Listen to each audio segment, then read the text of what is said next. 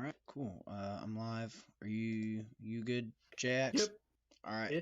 Yeah, man, I'm ready. cool. Um, Welcome to another episode of XN Interviews. Joining me, I've got my co-host Jax, and this week our guest is a man of many names, but he goes by Duckslug or Slugberg on Twitter, or just the creator of Aunt May. Thank you for joining us this evening. Yeah, good to be here. So let's just go ahead and start it off. What made you want to download MCoC and start your website? Well, playing the game was just looking for whatever was available on the Play Store, and it was just a whole bunch of junk out there. And finding MCoC was really more of luck than anything. And I didn't realize it right away that there was more to this game than just a lot of the other card games where the fights are kind of inevitable. I was playing, I think it was like a Walking Dead one or a Star Wars one where it just you could look at the teams and be like, "There's no way I can beat this." But MCoC had this like the parry mechanism, dexterity, and as I started to figure out what was going on, you could actually overcome a lot of this content without having to pay, and it's just about practicing, actually develop your skills. Yeah. Okay. So, about how long after you started playing the game did you want to get involved with the website? So that's sort of something that I kind of develop with games as I really get into them, as I start to overanalyze them and think about them a lot, and I just found myself trying to look up things so much, and then that was kind of combined with some things that were going on at work where I started to move into a little bit more of a managerial position. And I was falling behind on development skills. I really wasn't paying attention to a lot of the new technology. And I don't like being that out of the loop when I'm talking to people about that. So that was more of a like, all right, I want to practice my skills with this and I'll make a website. And it grew into this thing I didn't really expect it to at first. Right on. So with the website, um, how did you go about starting that, or did you want to do? Did you have like a couple of ideas before the website that didn't you didn't follow through with? Yeah, I'd been putting together some smaller tools, and I had a couple of little test websites that I started, and they just didn't really have this scope. And it was um, this new sort of technology I was working with and trying to do the full stack of that I started fresh. And all the other little tools I'd made, they kind of floated out there and didn't really get any recognition. It wasn't really about the recognition, but I could find them useful for me, which was important. With this thing, it was the seeing how it impacts other people and how it helps them has been such a huge motivating factor to me. That's awesome. So about how many people visit your site? Do you know? So I started collecting some metrics recently on just unique visitors over a month. So I'll clear out whatever tag I have, and I don't track across like if you look at it on your phone, you look at it on your computer. I don't know that you're the same person. I don't track anything with that. So I have about 200,000 people a month coming to visit. Wow, Very cool. that's awesome. Yeah. So what was the first idea that came to the Aunt May website that you really were just like, okay, this is what I'm gonna do, and this is how I'm gonna get it started? So I've been playing around with a lot of just champion tag searching and a couple other little tools. And the 12.0 change, when they changed how the ratings were calculated, that was something where I went and I built a small little calculator for it, and that got a little bit of popularity. And what really pulled it together was when I was able to get to the data for the prestige and be able to draw charts on signatures and stuff like that. That was something that told me that there was more here from a data perspective, that if I could get it into something that was consumable and filterable and visible, that would be really useful. Awesome. So once you got that started, how easy was it to apply updates and other different little tools? Keeping up with what Kabam does when they update their code is a kind of constant struggle, and a lot of my work is actually on the tools that help me support the website and make it so that same day I can push out data. I haven't really built up my infrastructure where I want it to be, there's a lot of churn that can happen. So you might see that page that's telling you refresh. That's the thing that I should be able to stop and make it so you can get updates just automatically as you're browsing. It's about finding, I'm the only person working on it. So it's finding the things that make the most sense and balancing that with, there's a heavy kind of hosting cost involved with this that I don't mind that part of it, but I just am very conscious of what I put on there and how it will affect the resources being used. Okay. Um. So after you got it all started, um, once you started applying updates and all that, um, what did you really look forward to as the site began to grow? Like the synergies things you were talking about on Twitter, I believe. Or do you plan on implementing that sometime by the end of the year, or is that just a project that you've been working on for a while? It's been very difficult to kind of come up with timelines. That's another thing that I really need to start to tackle is my organization of this because I have way too many ideas and things that I want to tackle with this. And there's bursts of motivation that I get or inspiration that get me to go work on one little piece, and I'll get distracted by something else. And the focus for quite a bit of the last year has been on my tooling behind the scenes, and I've overcome some pretty big hurdles there, and I'm starting to really get excited about what I can start to expose data wise. So things like working on the synergies and quest maps. Occasionally, I'll use the tooling that I have behind the scenes to help people answer questions about either maps or how buffs work and track that. But I haven't been able to expose it well on the website. So that's really what I want to do is get all of the things that I have available to me available to everybody. Yeah. So I kind of wanted to talk about how you get a lot of that information. Are you a part of the CCP? I'm not a part of the CCP. I think I will apply though. I had decided before not to, just because there was a lot of people talking about how if you're in the CCP, you're beholden to them, and I think that's not true. And I think that I'm at a point where I don't have to worry about that so much anymore. And it's not about getting the early access. It's about being able to better contact other CCP members to give them tools to help them do what they do. Okay. So so right now, are you just getting all of your information from other players? Or is that where you get? I mean, is that where you get a lot of your information? So I might have to be a little evasive on that. I'm doing a lot of kind of complicated code things. I don't actually do any manual data gathering, and I don't get any data from other people. It's all done by monitoring the code that they send to us and what's going over the network, and a lot of really heavy kind of decompiling and deep looking at it. I've started to learn. To me, this has been such a learning experience. So learning assembly and getting to watch all the little changes and how they affect what we see. Okay. So you said that you're the only one working on the website. So are you the one that's applying all of the languages and all that too? Yes.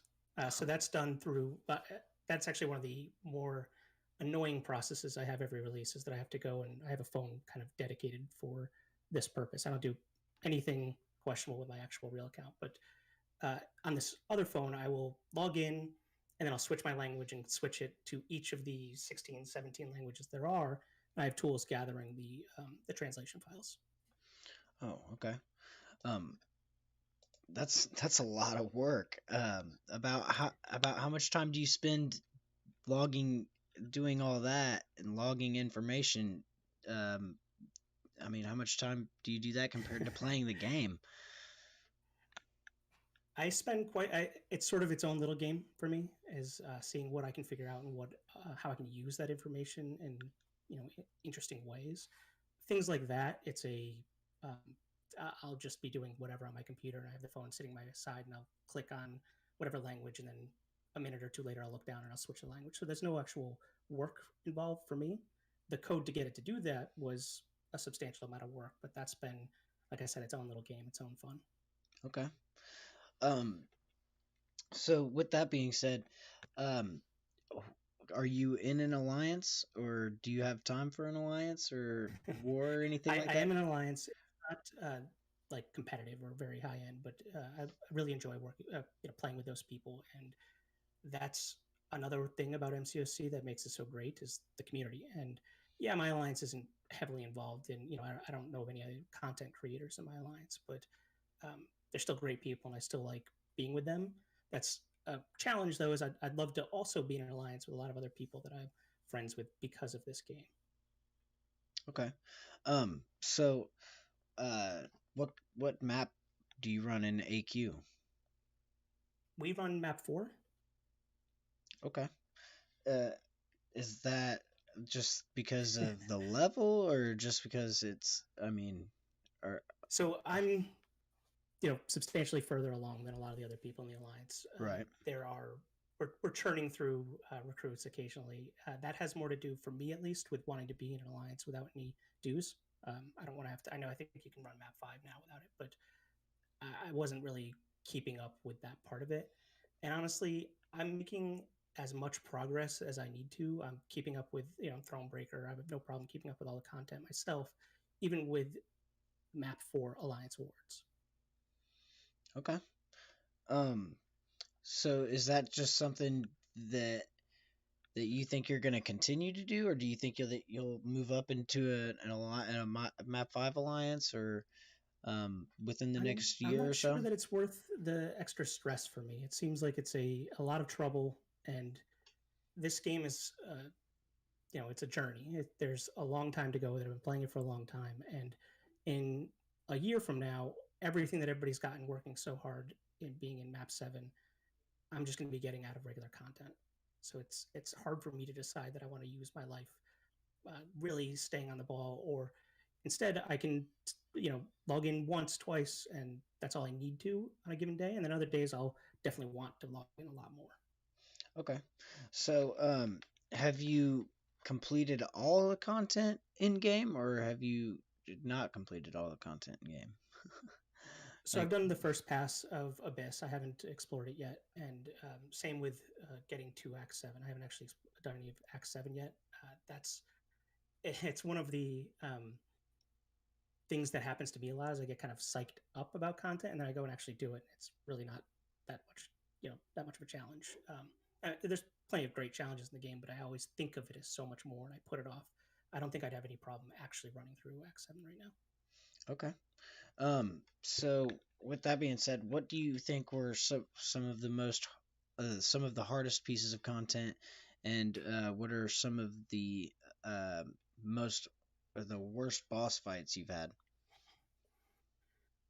So I don't really think of too many as being kind of a worst boss fight, and that like I said, a lot of this stuff I'll play a map and I'll just restart if I need to. I don't get really caught up on having to revive a whole bunch.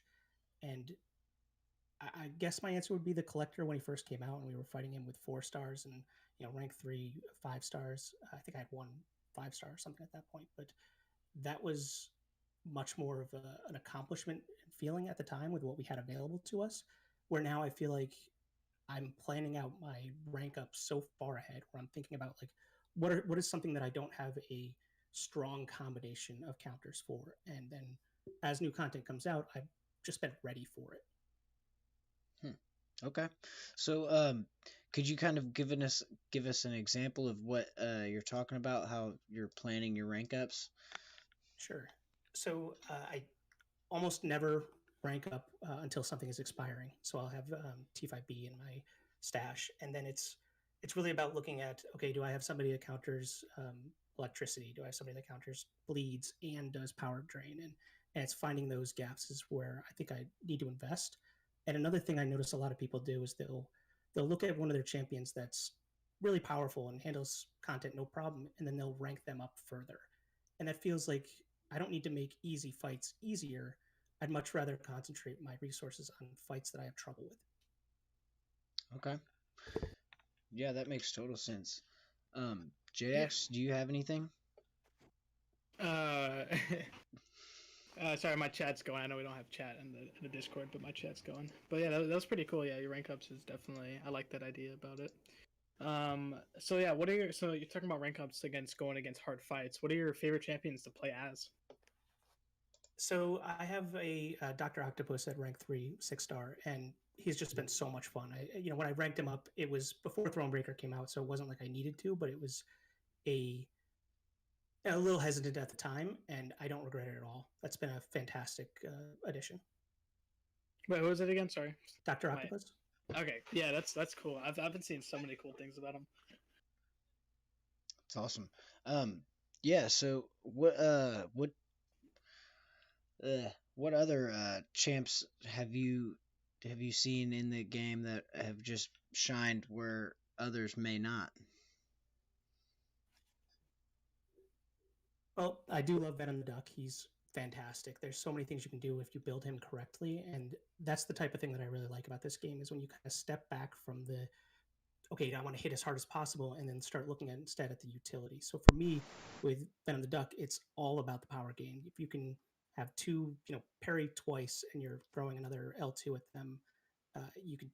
It's fantastic and constant regen. So it's that sort of non-standard play where I'm not looking for huge crit numbers. I actually don't like playing as Corvus. I don't really like playing as Quake. It doesn't feel like you're playing the game.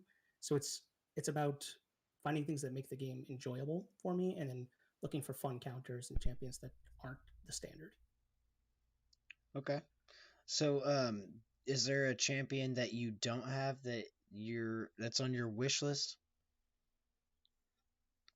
Well, Scarlet Witch 5-star would definitely be the top of that list, but I think the surprising one to me was Guillotine 2099. So I have a free-to-play account, and that account's first 6-star was Guillotine 2099. I don't have a 5-star on my main, and just so much fun to play as. And that was also part of that free-to-play account's experience, was just using a lot of champions that I didn't normally. I didn't rank up who I normally did, and that was great, seeing how I could tackle all this old content that I didn't think I would have been able to do without Aegon, without whoever, and doing it with champions that aren't the top tier, and finding out that it's really just about the right strategy and taking the right counters for the path.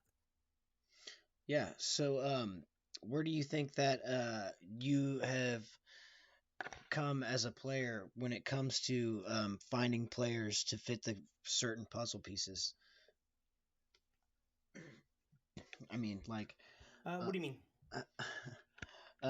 So, I guess Frontline explained it as putting the puzzle pieces together. So, where do you think puzzle pieces fit the best in certain content? Like in Act 5-3, is there a certain champion that tackles a certain path or that does it better than people that have shown? Maybe. I don't So know. that was very much an Aegon quest for me, and that he took care of pretty much everything. But there are, looking for the gaps of, okay, well, if I need somebody that can deal with this node but also needs to be bleed resistant, that's the type of thing that I'm looking for. And seeing things like Spider Ham having counters to degen, that's a really good survivability is huge for me. I think that's more important than hitting really strong. And being able to, like, I have no problem with a 5-minute fight instead of a 3-minute fight if I want to come out full health. Okay. Yeah, totally. Uh so what what champions do you would you like to see come to the game? I think Onslaught would be fantastic to see. Same with pretty much any of that 90s X-Men was, back to the heyday of when I was actually really heavily into comics. So seeing something like Onslaught or Holocaust or any of that genre. Yeah, Holocaust, Age of Apocalypse. Yeah. Oh man, I'm such a, even though I wasn't born in the '90s, I love the '90s comics. Yeah. 90s comics are 90s X-Men was definitely my jam. So do you pay attention to comics in general? Do you pay attention to the lore in the in game? MCoC has definitely made me start again, I guess I should say. So when I was a kid, comics in the 90s where it was all about the cards, and I probably, and the art really, in the cartoons, I probably didn't really read and understand them as much. It was, I'd read them, but it didn't click. And recently going and looking up, okay, what is a good series to read? And the what is it, Thor, the one where he fights against the Venom symbiote, is that series was awesome. The writing in that is fantastic, and I started pulling down a few more and getting. So I've got a whole bunch of subscriptions now, and I've actually recently been unable to keep up with them, and I'm kind of really excited about this nice pile of comics that I've got to go to read when I get some time. Very nice. You got anything, JX? Yeah, it took my question away from me, talking about what champions you want to be added. Okay, so you said you have a whole pile of comics, or they're just random comics sorted through the ages? Oh, well, so I've got the random comics that I left at my parents' house that I need to go pick up. But recently, I've been getting subscriptions and doing pull lists, and the box comes and I don't have time to get through it, but I organize them. They're ready to go read, and I started reading when the Fantastic Four series started back up again, and I've just loved how well they're telling that story, and really excited to pick that back up where they just introduced Entropy. That was almost a year ago, so I've got a good stack. Yeah, definitely some cool stuff in there. I've sometimes new comics I can't catch up with, but when I do, it's really awesome that I read them. But yeah, King and Black, the new comics right now, I definitely want to look at since Noel might be coming to the game. I'd be very excited to see. Yeah, hopefully, yeah. My chat's just saying they're huge Marvel fans, and so they're talking about all the comics. Yeah, the run with Doctor Strange, where kind of lost his magic, was awesome. I just never really thought about how he, as a kid, it's magic. You don't really think about it, but just the way that they talk about how he pays the price and how he has to actually channel it and think about it in creative and smart ways is just awesome. Yeah, I don't think I've actually read that, so I have to put that on the list. That one seems like an awesome one. Yeah, the run right before the Surgeon Supreme, I read that as well, and I really like that too. Okay. I didn't expect to think Doctor Strange in space would be that great, but I liked it a lot. Oh yeah, okay, cool. Yeah, I'll definitely put on the list. So, I had a question from Twitter. It says, do you think that 6-star R4 prestige will be different, and do older characters get higher prestige?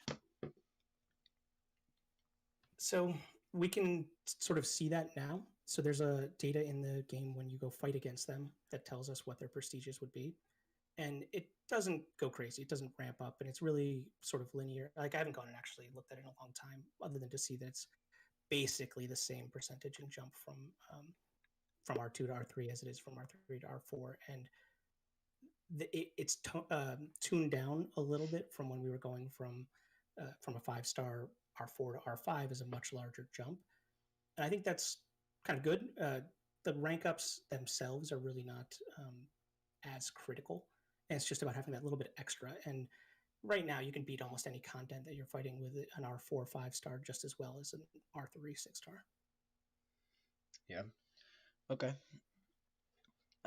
Jax, your chat have anything? No. So what if there's one champ in the game? Who would you buff? I would probably want to have Psylocke buffed, but I think the champions that need it, like Miss Marvel, everybody just forgets she's in the game. I mean, the third Miss Marvel that we have. So, are you talking about the classic one?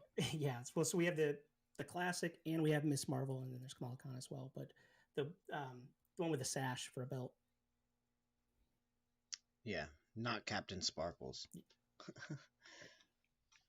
Yeah, you just utterly forget she's in the game. And for a long time, everybody forgot that Joe Fixit was in the game as well, but they started using him for the quest content now. Oh, really? I haven't seen that. Shows up a little bit on what is the Black ISO sales. Okay. Oh, okay. Yeah. Yep. Oh, the event quest. Yeah. So, what have been some of your most memorable event quests, and what have been some of like the worst event quests that since you've been playing? So the one that I kind of remember, like actually remembered starting to pay attention was when Venom came. And that was the first time that I was like, oh, I really want Venom. I need to actually play through and complete an event quest, which before then, I hadn't been playing it for very long, but that wasn't really the goal. It was just to play a little bit. Since then, there's been, I'm kind of blanking on which ones it was. There's some that I've really enjoyed the storyline with. Some of the Fantastic Four ones were wonderful for that. And it's sort of a shame that the read format of the story is that you have to, you're playing this game and you're interrupted with a tiny little bit of dialogue. And then 2 or 3 fights later, you have to remember what they were talking about and actually get that muscle memory out of there of clicking skip, because when you go to explore it, that's all you're doing is skipping it. So I wish you could go back and just read the story of them in one go instead of having to wait for it piece by piece. From an actual fighting and content perspective, it is really hard to put into. I'm just kind of looking at the champs now and trying to remember their event quests and which ones were really fun. The Hyperion and Howard the Duck was surprisingly fun to play. Yeah, I didn't play. Yeah, so I started the game in 2015, and then I went on a 2-year break, and so that 2-year break was after when I came back after my break. It was after the Howard event, and so I was kind of sad I missed it. Hopefully, it'll come back as a variant. Yeah, we're getting close actually. Oh well, actually not. Let me check. Oh yeah, no, we're a lot of events away. We're like I think 7 or 8 or yeah, we're 9 events away. The next one should be Rocket and Groot's holiday special, which will be really fun. Hopefully, we get some Baby Groot memes from contest. That'll be great. Yeah. So with that being said, do you guys does your alliance use Line or Discord for chats? Unfortunately, we use Line. Okay. Is there like a reason why you guys don't use Discord? Just momentum. Okay. Yeah, we do the same. Yeah. I don't like it, but it's all right. All right. Do you you said you guys aren't a very competitive alliance. Do you guys run war? Yes. Okay. Do you, what kind of battle groups and or what tier do you guys run? Geez, that's the thing is I don't even really know. It's not high or anything like that, but Okay. what is it reading? Sitting here trying to pull it up real quick.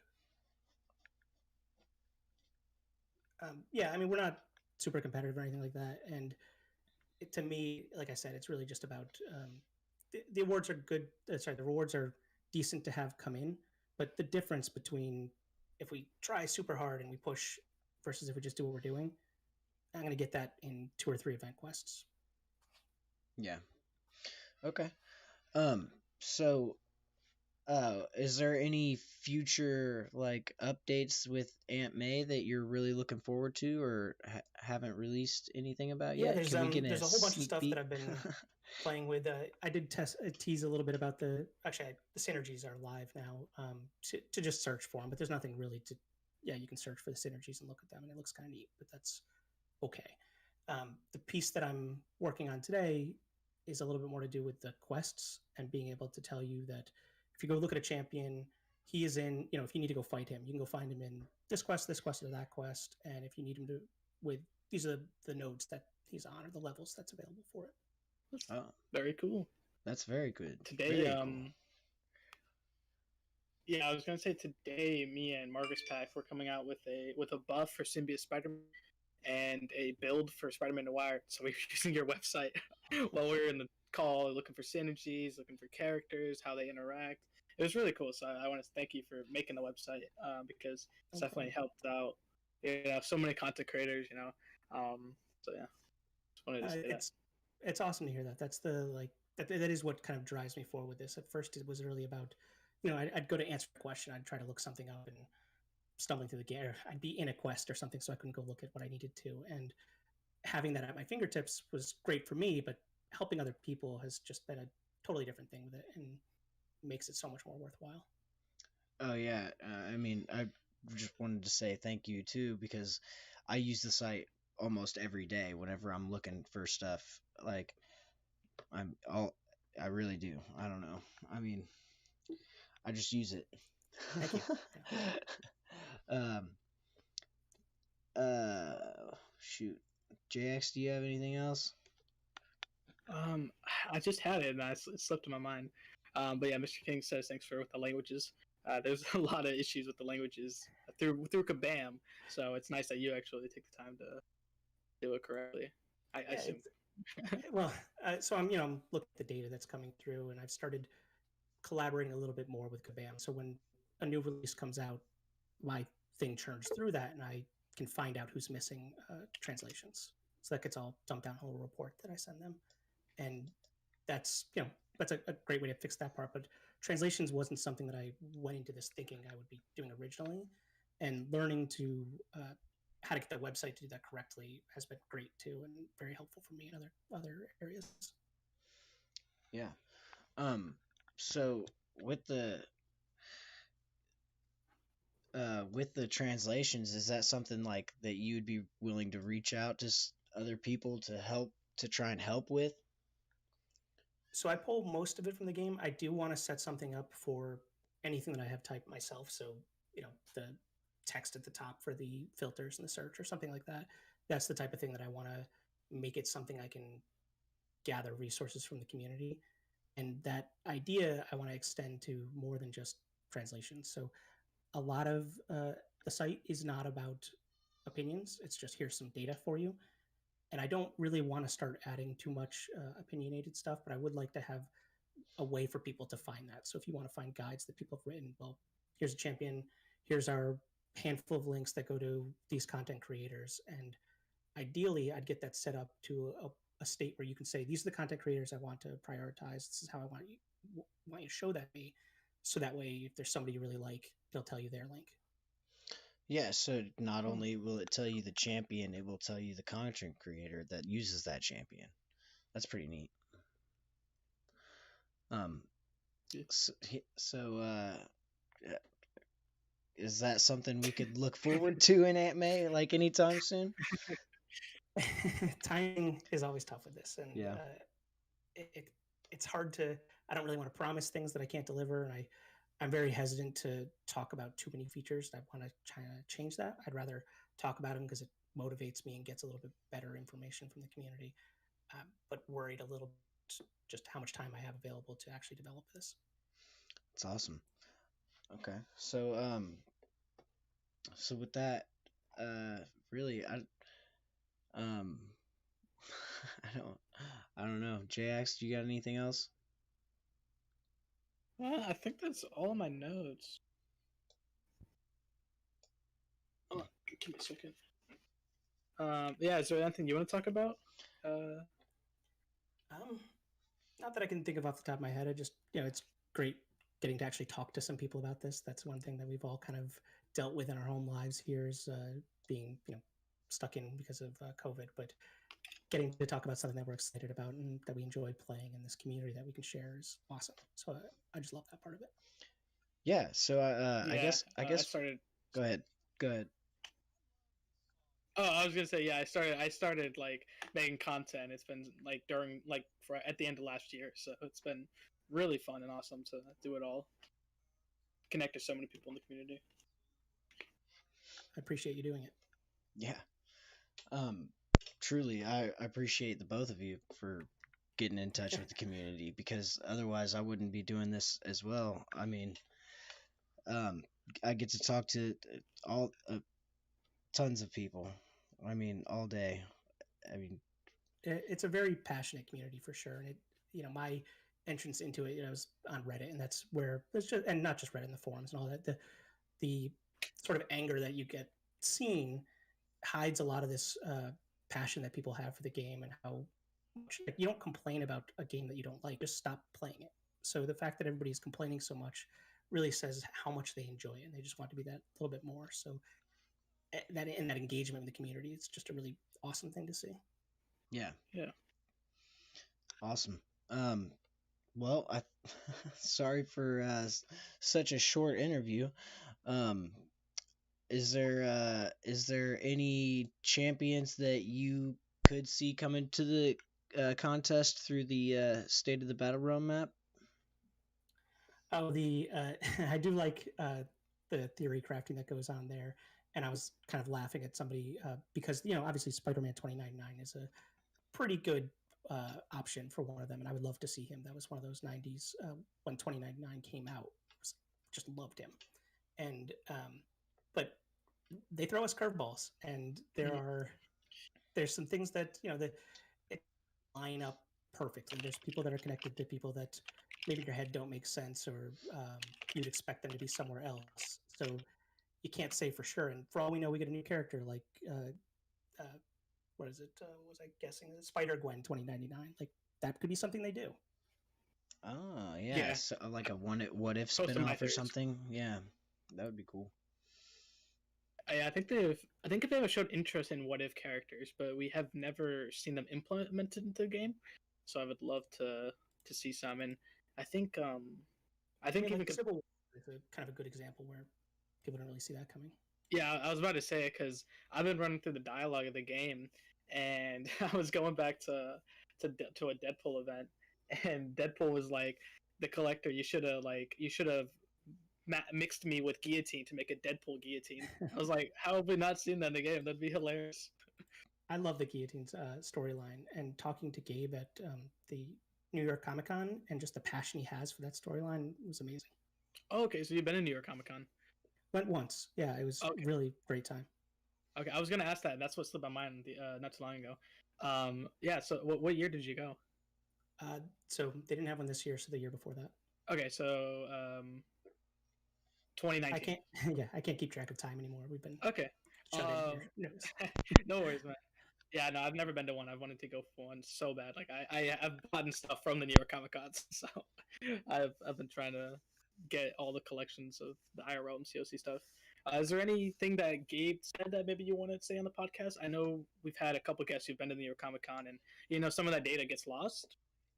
Like you asked, Kabam up there, and they don't post these things on Twitter, and I've been gathering all the information Kabam said about T's characters or anything like that. Is there anything you know?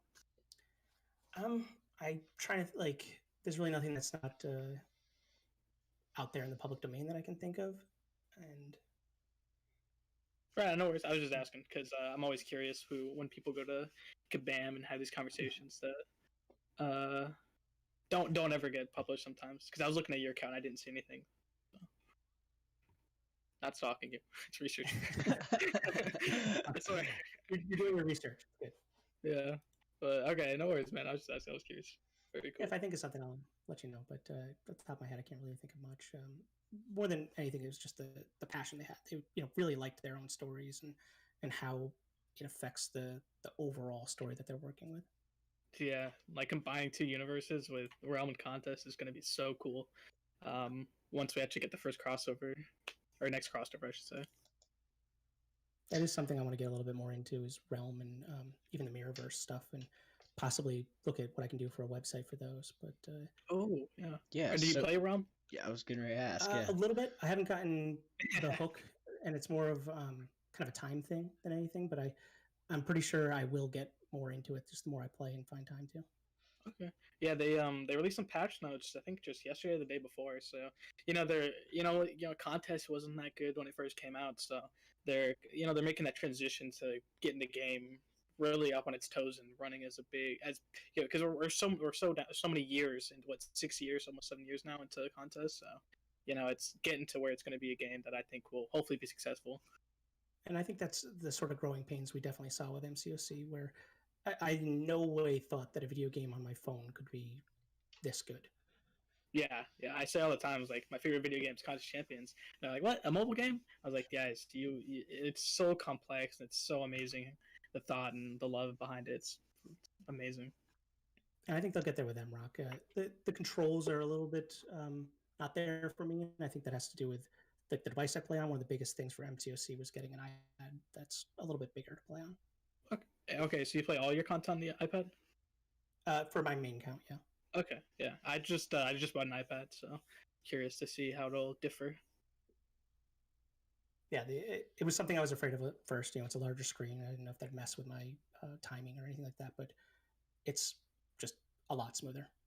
Which another recommendation: everybody wash your screens. I know that you think that it's dropped inputs, but it makes such a big difference to have a clean screen. Okay, yeah. I've noticed that with like oily, like I know like oils will get on them and it's stuff like that. So yeah, that's cool. I gotta do mine today. Yeah. Awesome. Do you have any more too, because tidbits of advice for us? yeah, that's definitely one of the biggest ones. And it's not always is it Kabam's fault. And looking at the code, they're not writing the code that actually checks your finger taps, and so that's coming Oh, from Apple or Android and the Unity backend, and so they're just basically treating it like a controller, and anything ugh, getting dropped is because of these other systems. So it's your OS or your phone device, and all sorts of things like how hot it is can slow down yeah. the recognition of, if you know anything about how taps and blobs are detected when they touch, it can cause it to think that you release slightly, and it will tell the game that you released the button, and every game just respects what the controller tells them. Yeah, it's interesting you brought up controller because it's crazy that they actually used to support controller, and I've been wanting to play a controller in contest for so long, but sadly it's not available anymore. But I just thought that was cool that you brought up the inputs, the lags, the dead zone as well, and just other cool stuff. So very interesting. Yeah, it's Very pretty nice. neat. Look at that. All right. Is there anything else you have, JX? We do have a couple more people in the chat that literally just came. So if you guys have any questions, let me know real quick. I see some people typing, so just ask away.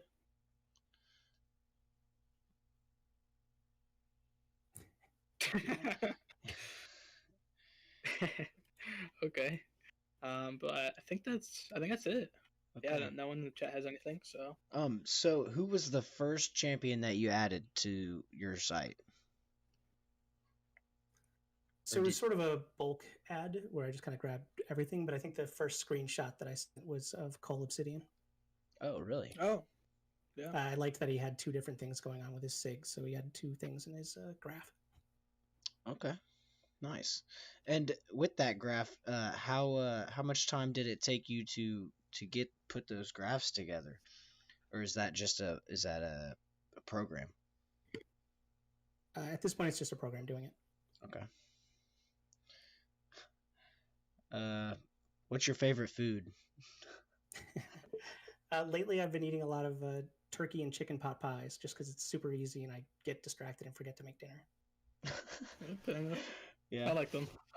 Turkey pot pies just hit hard, dude. All right. Well, we're gonna go ahead and call it a short one this evening, guys. Thank you everybody for coming in and saying hi. Jax and Keldor, thank you guys for spending your Saturday evening with me. Absolutely. And go check out Aunt May. There's tons of things out there you can learn, you can see right there on the site. I mean, it's always updated. You tell them. Lots of new code coming. Yeah, and I'm always open to suggestions. There's a lot of things that I'm planning, but it really does help to hear people saying, everybody wants better filters. I do know that, but I still like hearing it because it tells me that that's, like I said, if people are complaining about MCoC because they love MCoC. So if you're asking for features, I know that they're valuable and I'll prioritize them. Awesome. Thanks again for coming out, man. We appreciate you. Oh, my pleasure. All right, everybody. Thank you for having me. Have a good Saturday evening. Good night,